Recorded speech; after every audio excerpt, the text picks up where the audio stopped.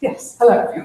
Hi. Welcome to, I just realised I have no idea which number of this seminar series we're on. I'm going to say 4, I think it's 5? 4? Yeah. Anyway, it's obviously been a great and fruitful series so far. We've been really enjoying ourselves, and it's great to see you all here today for Neville. I'm really delighted to introduce Neville Morley as today's speaker.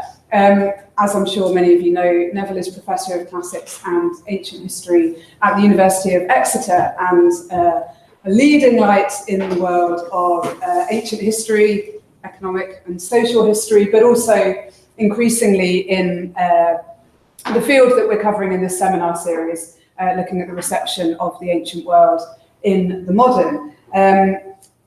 Neville wrote what was probably one of my favourite reads of this year so far, and something that I'm pressing into the hands of particularly all the postgrad students we work with at the OU, which is a fantastic little book, which again, I'm sure lots of you have seen, the Polity publication Classics, Why It Matters. And if you haven't had a look at it, I would urge you all to take a look. I think by your own admission, Neville describes it as slightly polemical, which I think is a great advert.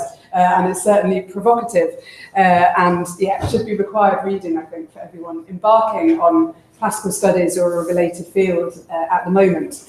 But Neville was also an expert in the reception of Thucydides and has edited volumes on Thucydidean receptions in various fields. And today we'll be talking to us on the topic of remaking Thucydides. Thank you, Neville.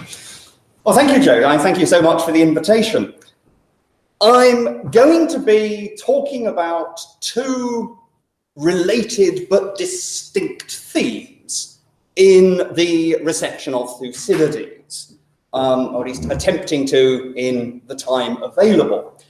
The first of these is, at least from my perspective, the relatively familiar one of how Thucydides has been read over the last century or so, continues to be read as a text that offers something useful for the present, above all in fields like politics and international relations. The oft-repeated idea that Thucydides in some way offers a text for our times, that what he wrote is indeed a possession forever because it continues to illuminate timeless problems of politics and interstate relations. And what I want to focus on is what needs to be done in these readings to make Thucydides available for that sort of use. How is Thucydides made accessible, persuasive, useful? It's the unavoidable necessity, I think I'm going to suggest, of remaking Thucydides in one way or another, turning his text into something which is significantly different from the original, and certainly from the original in its original context, in order to make it useful, make it available. And that then leads into my sort of second theme, which is in some ways quite different and in some ways almost the same, which is how could we usefully remake Thucydides for other, and I would argue, more constructive or less problematic purposes, which is something which I'm currently involved in, partly driven by the dear old impact agenda in REF, which is we all have to think, how do we make our research have some kind of measurable effect on the outside world, but also driven by a sense that Thucydides can indeed be useful, that actually we can take his claim, his promise, seriously. But quite a lot of discussion and debate is needed to think through, well, how do we do that? And I suppose, what are the possible limits on remaking Thucydides? So underlying this, and I can imagine this might be something we talk about in the discussion, underlying this are the sort of the problematic terms like appropriation and legitimacy, where it comes to rereadings and reworkings of classical material for present purposes. So to start off with, and this is the sort of one basic starting point, Thucydides continues to be a powerful authority figure, and still more authorizing figure. Thucydides is a name which continues to carry weight if you drop it into an argument or a newspaper op-ed. He continues to be seen as someone who has important things to say that are relevant to major contemporary problems. One of the ways I would sort of characterize this reading of Thucydides is the sense, he is the man who does know what's going on when everyone else is bewildered. I don't know how far we can trace this back directly to the poem of W.H. Auden, 1st of September 1939, which, especially over the last couple of decades, has been widely read in schools, especially, I think, in American schools. Auden, in this poem, is looking at the gathering storm in Europe from the safe distance of New York, reflecting on how could things fall apart in this way, and looks back and says, well, basically, Thucydides knew. This may have taken the rest of us by surprise, but Thucydides understood populism, autocracy, demagogy, the inevitable relapse back into internal and external conflict. And the sense that referencing Thucydides gives perhaps even a degree of comfort that someone knows what's going on and someone had predicted it, does seem to be one of the reasons why he continues to be evoked. Another is, of course, the fact that he does give classical legitimacy and authority to claims about the way that states interact with one another, claims about the way that democratic politics work or don't work.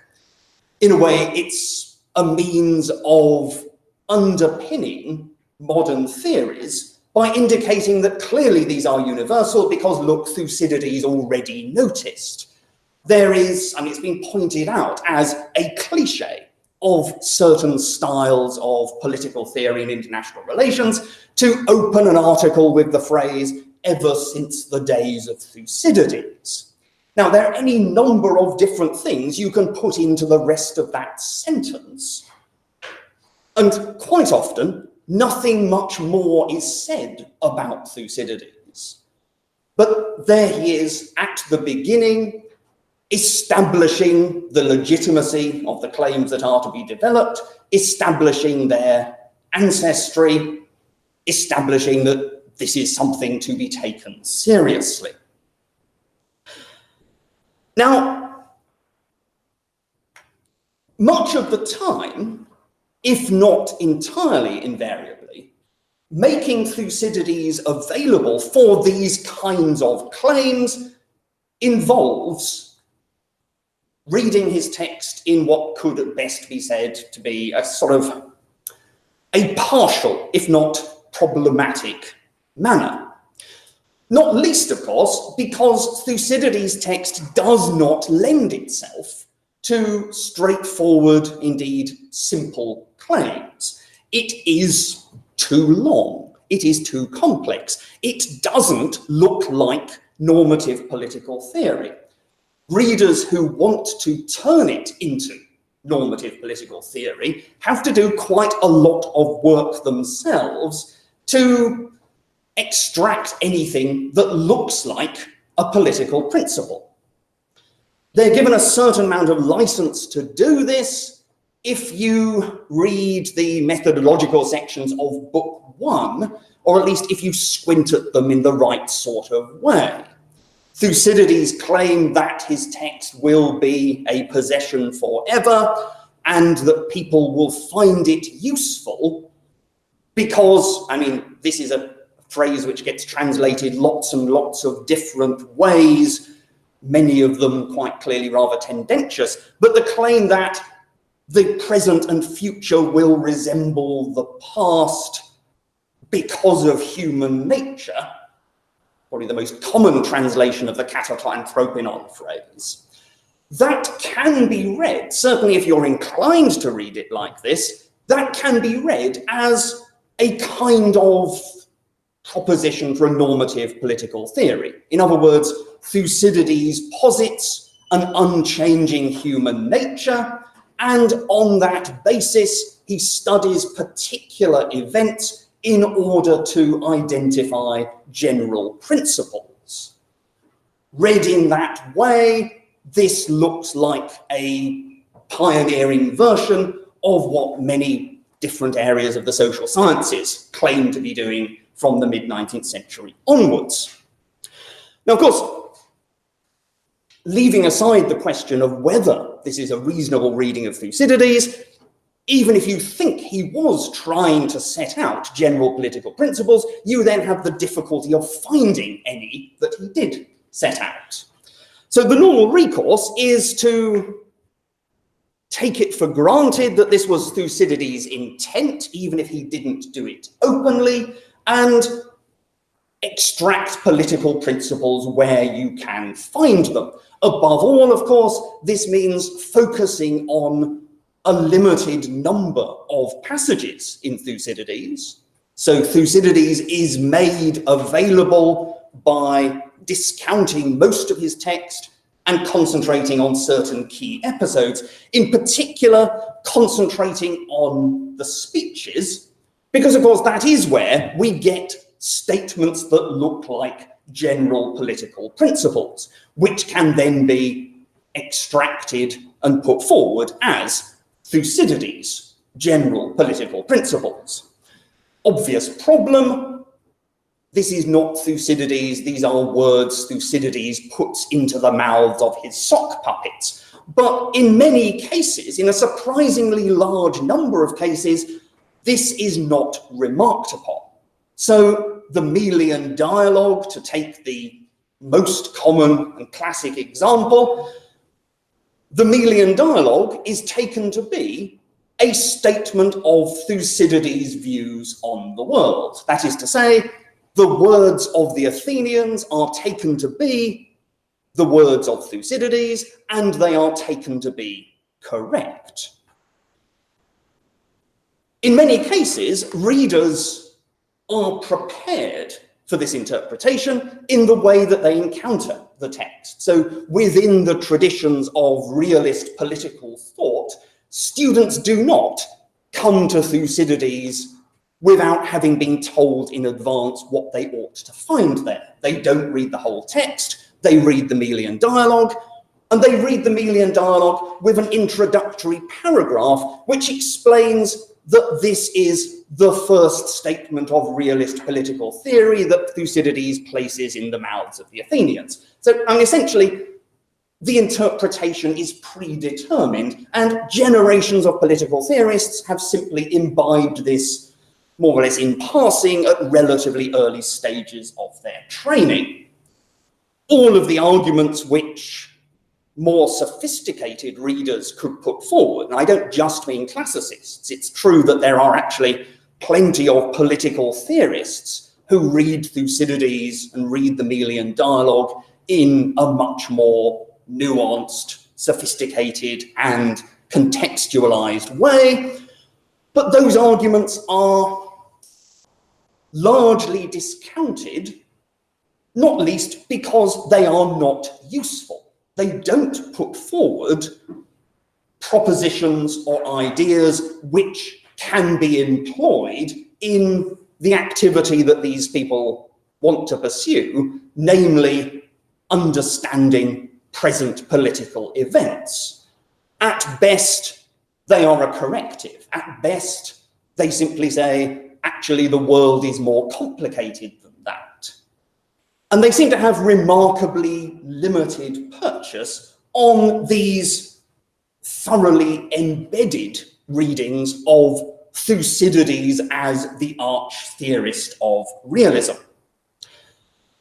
And there's a range of other examples, the most recent one being the Thucydides trap notion developed by the Harvard political scientist Graham Allison, above all to explain US-China relations.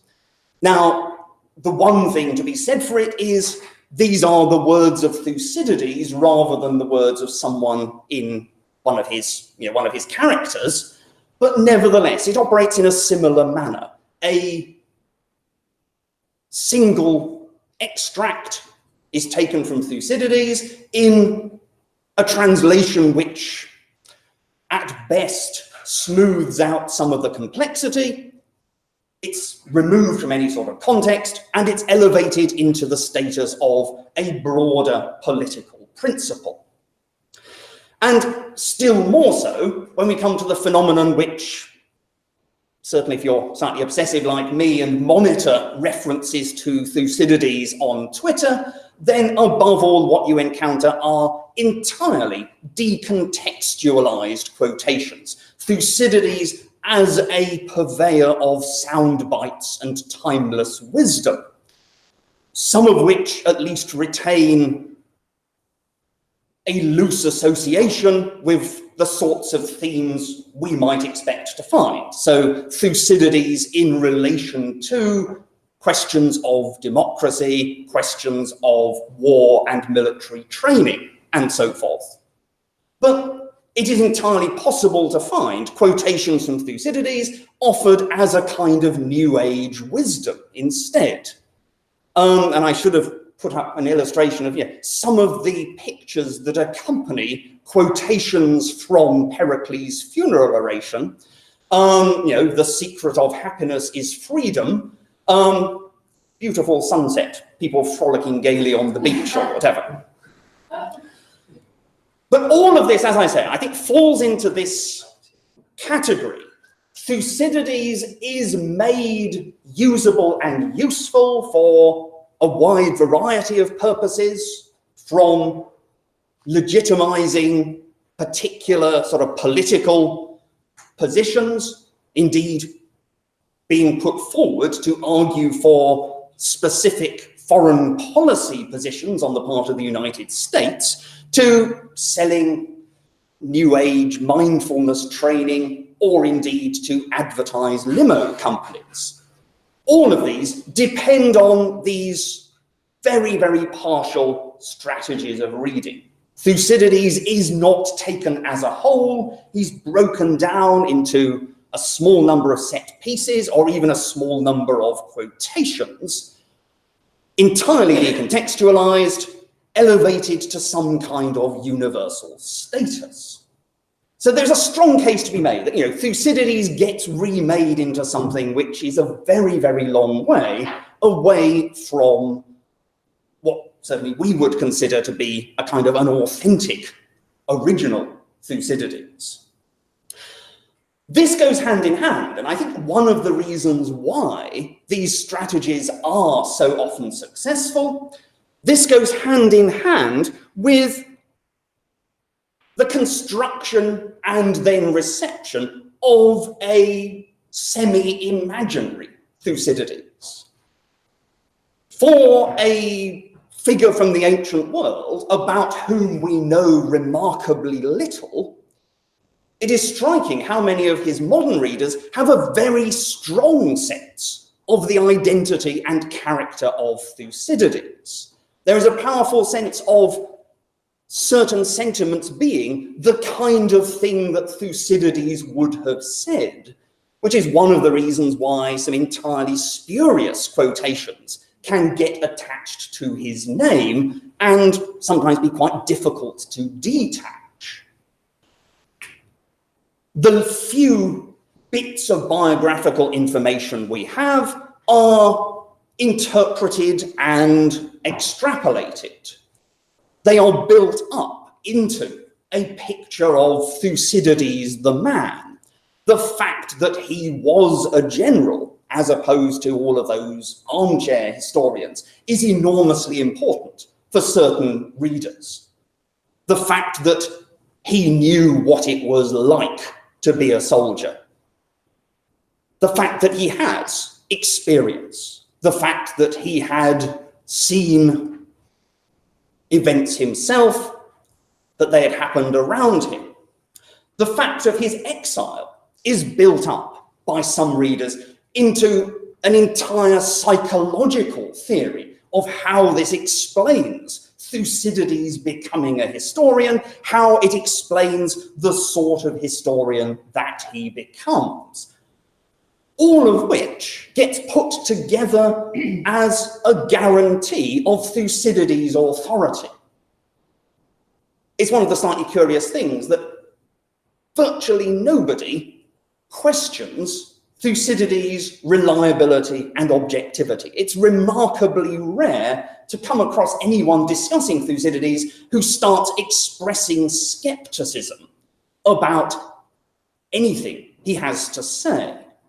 Almost the nearest we get is George Grote complaining that Thucydides is unfair to Clio.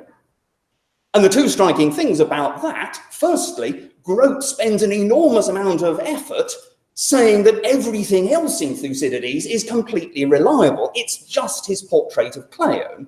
And it's terribly obvious that Grote is doing this because that's rather inconvenient. If we accepted the portrait of Cleone, that starts raising questions about what Grote wants to say about the wonders of Athenian democracy. So he's got to undermine Thucydides on that specific point, but is desperate to explain that in every other respect, Thucydides is wonderful. And to some extent, you can see why, because this is a passage for which Grote is then fiercely attacked by critics. And there's the famous pamphlet, Thucydides or Grote, written by a sort of a conservative scholar who goes straight to the heart of the fact that Grote is trying to present Athenian democracy in these positive terms. But there are a number of heavyweight German philologists who write at great length about how Grote is wrong, and in later editions Grote then writes extensive footnotes saying, no, he does think Thucydides is wonderful, it's just this one point. But for the most part, no one gets that far. Thucydides is simply taken to be the gold standard of truthfulness, objective judgment, impartiality. More and more, he's seen in the terms which Friedrich Nietzsche elaborates, and I think Nietzsche's influence on the 20th century portrayal has been significant. The man who sees the world as it really is. Unlike Plato, who looks at the world and runs off into illusion and the ideal, Thucydides has the courage to view reality as reality. Which again, then circles back into ideas of Thucydides' particular character and sensibility. Not cynicism, but realism. A pessimism, a skepticism about humans and their behavior, but one that's grounded in seeing the facts as they are. Different readings of Thucydides' character do come along. So, for example, the Thucydides of someone like Arnold Toynbee, writing after the First World War, is a Thucydides who is horrified by war. A Thucydides who has seen his own world fall apart, his personal fate and the fate of his city are entangled, and who writes his history in the hope of warning posterity against this. So for Toynbee, we have something that's starting to verge on almost a pacifist Thucydides, certainly a Thucydides who would be a wholehearted supporter of the League of Nations, whereas the much more prominent tradition sees Thucydides as the hard-headed realist who accepts the necessity of force, war, the inevitability of the clash of interests, and so forth. But the existence of multiple versions of Thucydides, let alone what Thucydides stands for, doesn't lead to any questioning of his authority. Each person, it seems, simply has their own imaginary Thucydides, who, of course, would approve of their interpretation of him. The psychology of people's identification of Thucydides, or not so much identification, they're claiming of Thucydides as a kind of intellectual ancestor, perhaps even the ideal doctoral supervisor. So slightly terrifying, but, you know, you have sort of absolute sort of, you know, loyalty and subservience towards. Now, the vast majority of these readings, as I say, take a very partial sort of take on Thucydides' text. Above all, they leave out the narrative elements. The focus is on the speeches, the methodological statements, and certain passages of narrative. But the vast majority of Thucydides' account is simply ignored. And indeed, Thucydides is scarcely treated as a historian at all. He's seen as a political theorist who just happens to have developed his ideas through the elaboration of a narrative of events, presumably because he had the misfortune to be born into the 5th century BCE and to be the only one of his kind, where obviously had he been born in more enlightened era, he would have been a proper political theorist like the rest. It's a reworking of what we could plausibly describe as a historical narrative into something else, mostly into something which attempts to look like political theory. Now, it's not the only way in which Thucydides has been read in the modern era. There is, as I now find, a much more interesting tradition of the reception of Thucydides on the creative side, particularly by novelists, and the sense that Thucydides is taken by a small but influential number of 20th century writers who see him in one way or another as a model for narrative or the role of the narrator. So in Camus' La Peste, which is very, very clearly modelled on Thucydides' account of the Athenian plague and on the idea of the objective narrator who simply records events, the echoes of Thucydides are unmistakable. In the case of the Austrian novelist Peter Handke, I'm not sure how readily you would notice the influence simply by reading his work, or at least by reading the early work, when he publishes a set of short stories called For Thucydides, it becomes slightly more obvious. But it's mostly when he gave interviews discussing one novel in particular, the Kindergeschichte, where Handke goes into great detail about how Thucydides gave him a model for narrative, gave him an idea of how to depict the relationship between a father and a child. The influence is more obvious in some more conventional war novels. I mean, so Herman Wouk's Winds of War, where Thucydides pops up, partly with explicit discussions which could be taken either as the novelist acknowledging his sources or the novelist name dropping, but certainly the underlying idea that if you are looking for a model for war narrative, then Thucydides is an obvious place to look. But again, in multiple forms. Thucydides as a model of realism, Peter Handke again explores in these sort of set of short pieces, to some extent, pushing realism to its limits. But you would also take Joseph Heller's Catch-22, which I would maintain shows a Thucydidean influence, but this time in the deadpan descriptions of the absurdity of war and the extent to which the fate of Plataea, the question put to the Plataeans by the Spartans, is arguably the original catch-22, the question it is impossible to answer without losing.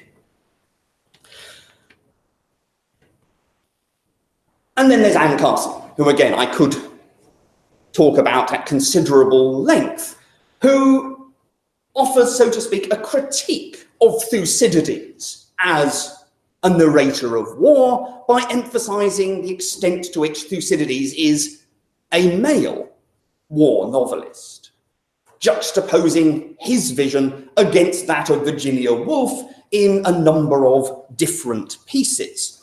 And I don't have time to go into this in detail.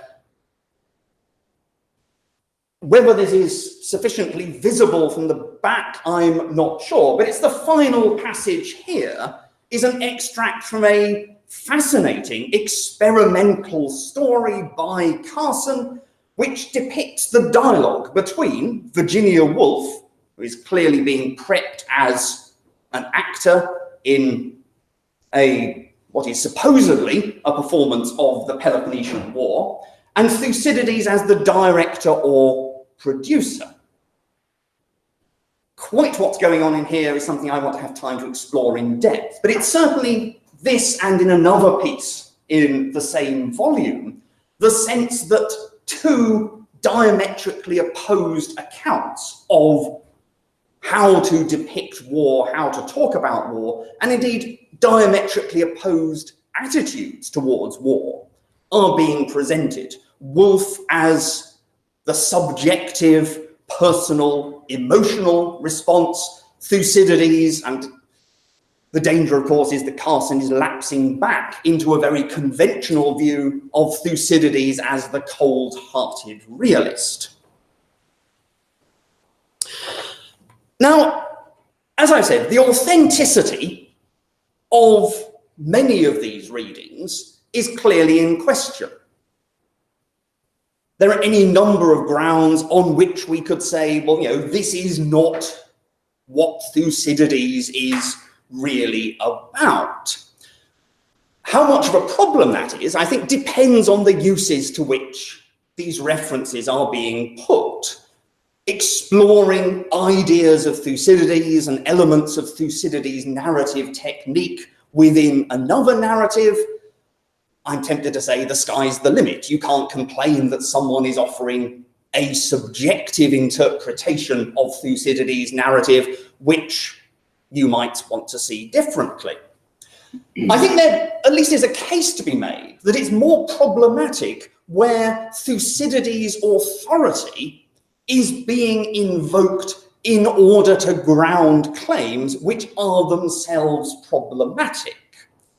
That where Thucydides is being called upon to justify an especially belligerent foreign policy, it's never going to be the only grounds for arguing that, say, the United States should be taking a tougher line with Iran, but it's certainly brought in to lend a certain classical gloss, to make the claim that states need to focus solely on their material interests and to assume the worst of their opponents, that this is not a purely self-serving attitude, but rather it's a universal principle of interstate relations, as has been established ever since the days of Thucydides, and therefore needs to be taken more seriously. If nothing else, there's the paradox that a complex and ambiguous writer is being deployed to legitimize some thoroughly simplistic claims, as if these are the claims of Thucydides. One possible position from our perspective as scholars of classical reception is simply to observe, to comment, to describe what people have done with Thucydides, and probably to remark upon the fact that we get some completely contradictory perspectives on Thucydides, each one of which claims to be the true, correct Thucydides. And very few of them come up with a good answer as to why other people have utterly different ideas. We might possibly go further in criticising these depictions, certainly the ones which get furthest away from any reasonable reading of Thucydides' text, or criticising them not on the grounds that they are in some way abusing Thucydides, but perhaps simply on the grounds of the problematic nature of what they want to do with him, the ways in which Thucydides is being used. But there's another entirely sort of separate area, which is the question of, are there things that we might wish to do with Thucydides? Is there a reasonable way forward for similarly trying to draw upon the claim that this is a text which was supposed to be useful, this is a text which at least aspired to offering insights not just into past events, but into the present and the future? Are there things that we can reasonably do with Thucydides without ending up in considerable sort of moral ambiguity? And on top of that, there is the question of form. As I said, it's entirely understandable why so many of these modern readings set about remaking Thucydides, turning his long narrative into something which is neither long nor a narrative. The variety of strategies they have to use in order to make Thucydides usable. And the simple fact is, outside some very, very specialized contexts, people are not going to sit down and read the whole of Thucydides simply in the hope that this will prove to be useful. It's one of the, I suppose, one of the dynamics of Thucydides' modern reception is the sense that for many of his readers, he is both a text which everyone ought to be reading because the insights are so profound, and he's a text which is really only for the specialized few who will properly understand it, which of course translates into everyone should accept their authoritative reading of the authority.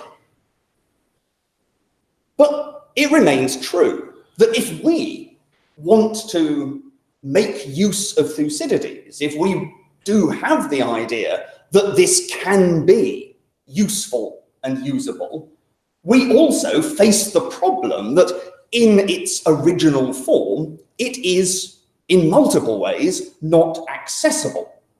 From the name of Thucydides onwards, and that's enough of an off-putting mouthful for most people, but let alone presenting them with a sort of 2-inch thick book and telling them to read that in order to extract insights, that we equally seem to face the necessity of simplifying Thucydides, imposing our own interpretation on the text and extracting particular bits of it for our own purpose. I'm not sure this is inevitable.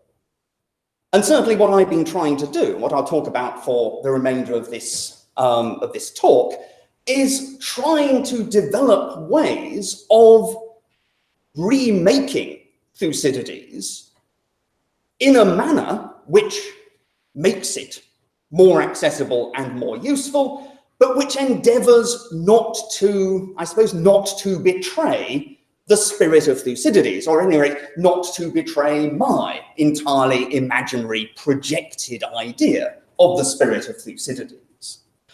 And I suppose it's above all two things. Firstly, a reading of Thucydides as not providing answers, not providing a set of theories or maxims or universal truths, but as a text which is above all intended to provoke thought and questions. And secondly, and much more dubiously I suspect, taking some license from Thucydides' own experimental approach to play around with form. Now, of course, Thucydides has the great advantage that he is not writing within clear generic rules. He's merrily inventing them. And it's also striking that in many respects, his successors did not entirely follow his literary example. But I think we can look at various ways in which Thucydides' text is not a simple historical narrative, but at least some of the time does other things, and draw on those to explore how Thucydides' text itself intended not just to convey information, but to provoke debate and raise questions, and exploring how we can do that ourselves. I've been focusing in this work almost entirely on the Melian dialogue, simply because, well, I think two reasons. The first is it's hallowed by tradition that this is the passage that, if people know anything about Thucydides, they know about. But secondly, that there may be good reasons for it. And the reason is not that it provides this convenient statement of realist political theory, but rather the Melian dialogue is one of the most effective passages in Thucydides for opening up questions and provoking thought. Two ways in which I've sought to approach this. The first is by exploring performance. I mean, the one thing we can say confidently about the Melian dialogue is that it is fictional. Thucydides was not there. Nobody was taking notes.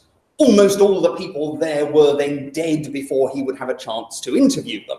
So this really is, I mean, you can make arguments about Pericles' funeral oration, perhaps having some basis in historical truth. The Melian dialogue really is the core example of getting them to say what it was appropriate for them to say.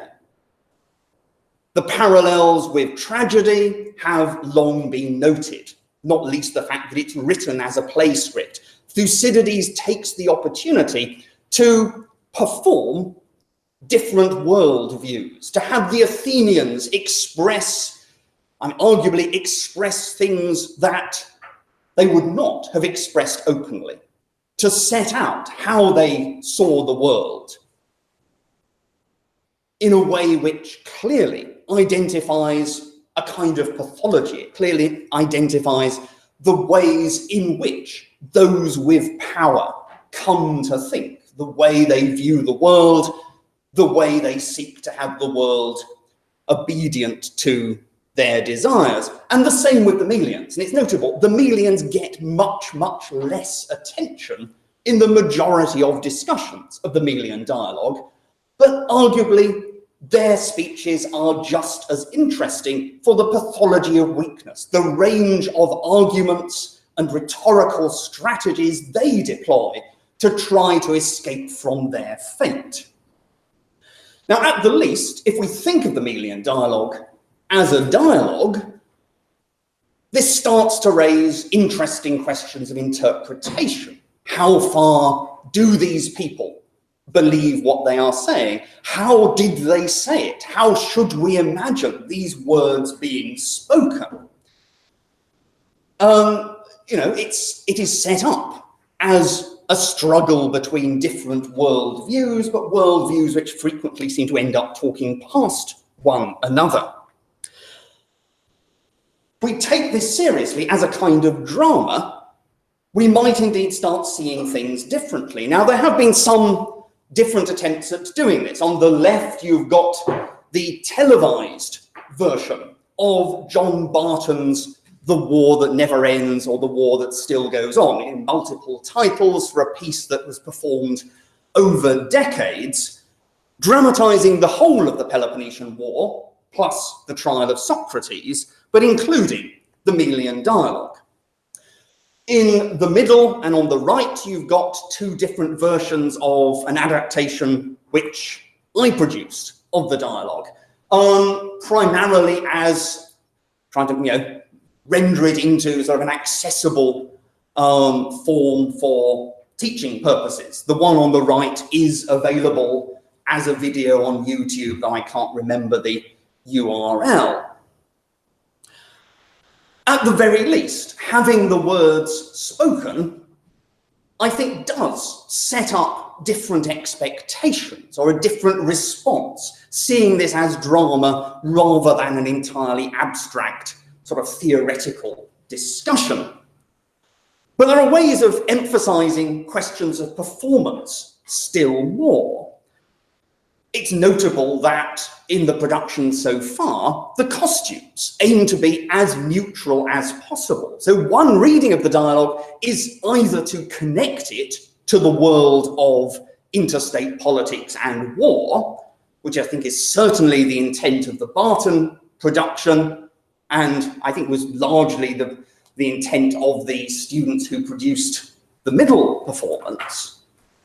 So either you expressly try to connect to war and conflict and politics, or you try to make things as abstract and neutral as possible by, to focus on the words by sort of making the setting and the characters fade into the background. But there could be other possibilities. I don't have a picture, but the now quite acclaimed Greek production by John and Dimitris Lignadis of the first part of Thucydides' history offers something that is more dramatically staged, where the Melians stand inside an upturned table as if within a cage and are more or less harangued by a single Athenian. It heightens the emotion of the situation. And I think there are still wider possibilities. There are many situations which could be described as more or less that of the Melian dialogue, situations of an imbalance of power and the way that the powerful talk to the less powerful. Those situations could be emphasized through the choice of costume. What happens if the Athenians are men and the Melians are women? What happens if the Athenians are adults, the Melians are children? What happens if some of them wear more distinctive ethnic costume? The range of possibilities by thinking about the staging, thinking about what might these characters wear, or thinking about gesture, tone, rather than, again, the very conventional sit them on either side of a table. What happens if you start thinking about how would these characters act? All of this, I think, becomes a way partly of bringing to life different interpretations of what is going on in the Melian dialogue and what might this remind us of in contemporary life, but perhaps also of opening up new interpretations. Simply the process of thinking, how should this be staged? How could it be staged? Raises questions about what might this piece mean to us today. Second line of thought is to think of the Melian dialogue not as drama, but as a kind of game, or at any rate, a negotiation. Certainly you can see that in these terms. You've got two players with different starting positions, with different ideas of what constitutes winning, but certainly each of them is trying to navigate this situation. Each of them is playing what it sees as its good cards to try to win out over the other. and turning the Melian dialogue into a game, making it interactive, putting players into the position of having to be the Athenians or the Melians, is another way of bringing these issues to life. I've developed several versions of this game, which I don't have time to go into lots of detail now, as ever I've talked too much. They can be used in different ways. There is a long online version, of which that is the URL if anyone wants to play it. So this is designed for solo playing. It gives you quite a lot of different choices once you decide whether you're the Athenians or the Melians. It is an open game. There is not a specified way of winning, and part of the point is deciding what is going to constitute winning from the perspective of either side. And there is a possibility for the Melians to escape, for the Spartans to turn up and save them. And indeed, it was quite an interesting part of designing the game, was deciding whether such a possibility should exist, and if it should, what probability should there be? But primarily, I mean, it's a very simple game in technical terms. It's based on what some of you might remember as the choose your own adventure style. A very simple text-based decision tree, but which still potentially opens up the issues. Still more is the Melian dilemma short version, which I don't have time to show now, but we might have a look at later, which is a very, very slimmed down version of the choices as a classroom activity, where the idea is that the class will talk their way through debating what decision to take at any particular point. And part of this is not just what decision to take, but what is the basis for that decision. So this is designed to raise questions about ethics. How should the Athenians behave? Whether or not you decide to play them historically or as contemporary liberals. How do we interpret and evaluate the statements of the other side? All of this is designed to sort of open up wider discussion of similar situations, similar dynamics. Now, currently, this is being developed in collaboration with a small London-Manchester-based NGO called the Politics Project as a series of workshops which students take to explore different aspects of power and unequal power, culminating in what's called a digital surgery, where they will have a sort of a half hour or so discussion with an actual politician. That's partly because that's what the Politics Project do, and we have slotted in this focus on issues of power and negotiation into an existing framework. But it can also work as a kind of standalone one-off session, rather than needing to be done in that rather more time-consuming, elaborate form. One thing I would emphasize is that none of this depends on knowledge of ancient history or knowledge of Thucydides. And it was very clear that attempting to present a kind of impact project on the basis that you'd sell this by the name of Thucydides instantly has a absolutely minute take-up. The focus is on understanding power, understanding politics in sufficiently abstract terms that it can connect to citizenship lessons, politics classes, any period of history, and with emphasis on the students themselves thinking of possible analogies. So it's not telling them Thucydides tells you this about your life. It's giving them the opportunity to reflect on what they experience in playing the games and to think about whether this is something they've encountered elsewhere. Now, I will wind up now. The basic question, I think, remains, at what point does this get so far away from, quotes, the real Thucydides that it becomes problematic? But there's also a question of whether it matters. And I will, at that point, simply stop.